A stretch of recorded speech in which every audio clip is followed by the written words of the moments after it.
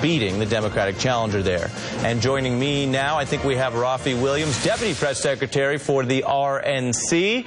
Are you feeling good tonight? Feeling very good. We're all celebrating, having a good time. This is a great night for us, a momentous night, and we're really proud of the work we've done on the ground, the work our candidates did, and really proud of the party tonight. Yeah, and when you look at these races, what stands out to you as something extra, something big, a bonus that isn't just in what we might call Romney state?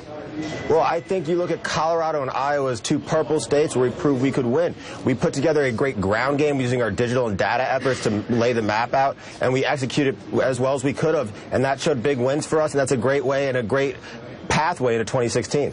What do you say to voters who look at this and say, wow, you guys got 250 here in the House, as we're showing up on the screen now, 52 and possibly growing here in the Senate with a pickup of 7, but that is clearly a reward for a type of obstruction and a do-nothing Congress that rivals the lack of productivity going back to the Truman era. And people are worried. Some are worried that now the Tea Party will be emboldened, it will be driving the train, and there will be pressure on your party to continue to obstruct this president and not do anything. Well, I think that, the whole premise there is a little off. Harry Reid has over 300 bills that are sitting on his desk that he's refused to act on. He's the one who did the filibuster, the nuclear option, the filibuster, and he still refuses to push through Obama nominees because he was afraid of putting tough votes up for Democratic senators. But they're still voting with Obama over 90% of the time, and it backfired on him because he really stalled out the Congress and really got people upset at incumbents. So they paid the price today. Raffi, stay with me. I'm bringing in my panel here. Let me go to you, Charlie Cook, on that. I think the thing that jumped out that Raffi said that I think is absolutely right is that Harry Reid exposed some of his senators by protecting them, shielding them from casting tough votes. It would have given Mary Landrieu, who still has a runoff to go, but Mark Pryor, give these folks an opportunity to create some distance. I mean, they were having numbers like 97% voting with Obama. They didn't have chances to vote on a lot of big things, tough things, that would have actually given them chances to create some little distance. So. But, and building on Raffi's point there, Maria, I mean, Tom Tillis was telling Chuck Todd just this week, hey, it's all about action. It's all about productivity. That's certainly a different message than what some of the incumbent Republicans were running on. Absolutely. And I also, something that Raffi said, though, is the fact that the Republican Party, the GOP operation, has a better ground game now when it comes to digital and the media. And I think that was actually very evident. When you go into Colorado and saw the stuff that they were doing on the digital front, they got incredibly sophisticated. So while President Obama's base and the Democratic machine had that in 2008 and 2012, the Republicans are catching up, and they're catching up quickly. Raffi, you mentioned digital. What are you talking about? You're talking about your data and your voter file there, online fundraising. What do you think the metrics are that correlate with the kind of pickups you've had here? Well, all of the above. So in 2012, I think we all can agree Republicans trailed Democrats on all those fronts. But what we've done is completely revamped our data, so understanding voter scores, understanding consumer data, using that to figure out low propensity voters that we can persuade to go to the polls, making sure that then translates into our voter contact list, making sure that goes into door knocking. And then we've also done it on the social media, online fundraising side as well. So we're now much stronger on that, using that to raise a lot of low dollar amounts from voters. And so it's across the board, we've improved all over the place, and it's really a great thing to see, and this is a big reward for us for all of our hard work. Certainly a reward, and Howard Fineman, you have to give political credit where it is due. There are results here that certainly benefit the Republican Party and in states that they weren't necessarily supposed to win. Yeah. But if we want to talk about data, one could also argue the Republican Party at the state level has been very good at using data to get around democracy and really shore up some of these districts. Well, both in terms of voting, the ability to vote, and in terms of gerrymandering, absolutely. But what impressed me tonight not only was the Republican victory in the Senate, but the way they won some governorships in places that I think bode well for them in 2016. I mean, they're breaking the wall a little bit, the so-called, the big blue wall of the 18 states plus the District of Columbia that Democrats have won in presidential races for the last 6 elections. and that give them 242 electoral votes to start out with.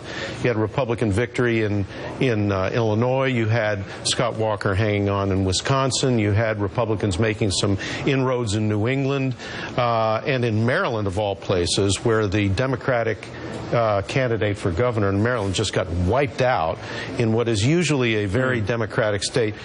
John Warner on the Senate side running a very close race. Mark Warner in Virginia. Mark Warner in Virginia. And don't forget, Virginia has been considered kind of like the Democratic and Obama beachhead in the South. Sure. And for John Warner, Mark Warner to have almost lost that race, I think is significant. So if you're a Republican looking to 2016, yes, you've got a whole bunch of Republican senators exposed for re-election that year, but looking at the ground game in the states, and the governors matter in the states in presidential elections, I think the Republicans have to be encouraged right now, and they deserve a lot of credit. We're going to be sifting through these numbers for the next couple of weeks, but I think one of the things that we'll see is that a lot of Democratic voters were despondent and they just chose to stay home. And it was in pockets, for example, the Mid-Atlantic, where Mark Warner's race was a lot closer, where Democrats lost a governor's race in Maryland that nobody expected them to lose. There's in upstate New York, a bunch of Democrats running, either losing or running very, very closely. I think a lot of Democrats just simply stayed home. Well, and I would also like to look at the analysis of what did the elimination of the Voting Rights Act have on its effect on this election. It's the very first election where we The elimination? Of the Voting Rights Act. Well, it was gutted and basically completely gutted. And what you're seeing, for example... Yeah, you're referring to Section 5 being taken out, which deals with some of the free clearance. Basically, right. Right, well, and Section 5 being the enforcement mechanism, but you still have lawsuits continuing in Texas, for example, under other parts of the law, Section 2. They won that case. So Exactly. So, for example, what you see right now in North Carolina, in the beginning of October, basically, the Supreme Court said that they couldn't do same-day voter registration.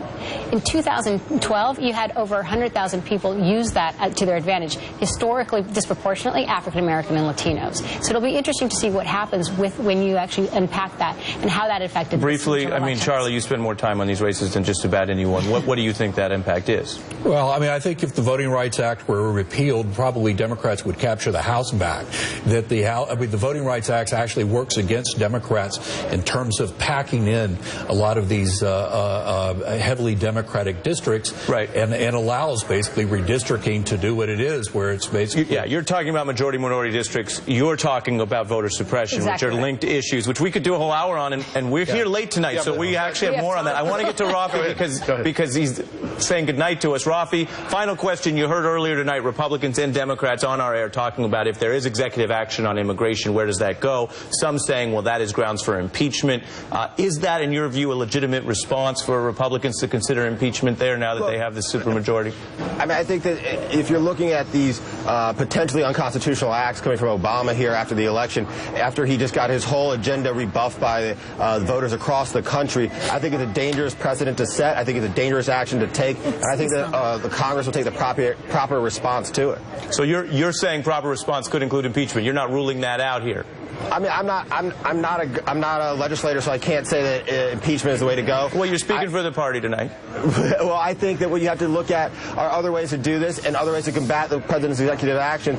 I don't think that we're going to impeach him, no, but I do think that there are other ways to rebuff it. All right, look, I appreciate you staying up late with us and giving us a glimpse of the RNC perspective here. Thanks for your time. Thank you. All right, and we are going to be back with